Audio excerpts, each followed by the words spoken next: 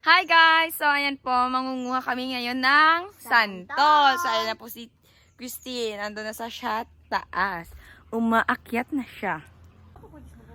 Ayan mga beshi! Ando na si Christine. Kita nyo naman na apakataas ng mga bunga ng santol. Hindi nyo talaga makikita dahil apakasilaw. So ayan mga beshi, kitang-kita nyo naman na apakataas talaga ng punong ito.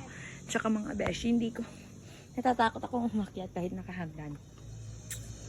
So ayan, mangunguha si Nineng ng mga nakuha naming santol. And si Christine manunungkit pa. Neng, be careful! Baka mahulugan ka bira. So ayan mga beshi, kita nyo ba yan? Ayan mga beshi, oh, kita nyo ba yan?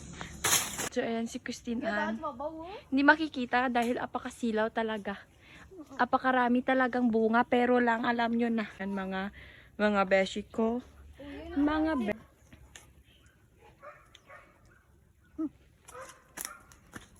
Kamis?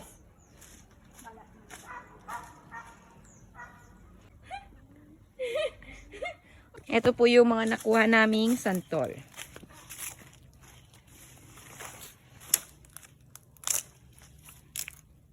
Kita nyo ba yan, mga mari? 7 pa lang po yung nakuha namin. Ayan, kita nyo ba yan? So, ayan po, para may evidence po kapag nalaglag si Christine, i-video natin siya hanggang siya ay makaakyat ng mga ano malang yan, mga 1 feet above. Charis! 1 feet? Above sea level? So, andyan pa rin si Christine. Hindi pa rin siya nakaalis, mga B. Sinasabi ko na nga, doon na lang kami sa taas manguha.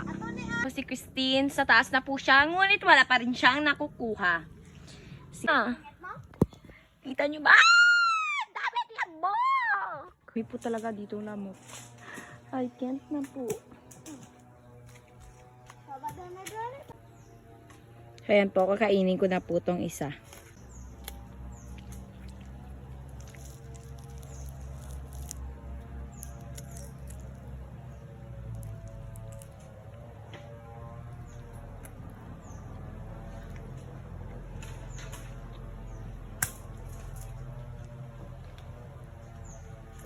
Guys, naniningit pa si Christine. Mas aksidang pagkani ang tiya sa ano?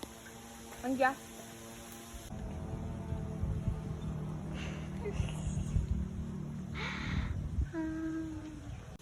Ayan, sobrang dami po ng santol. Bye! Bye na guys!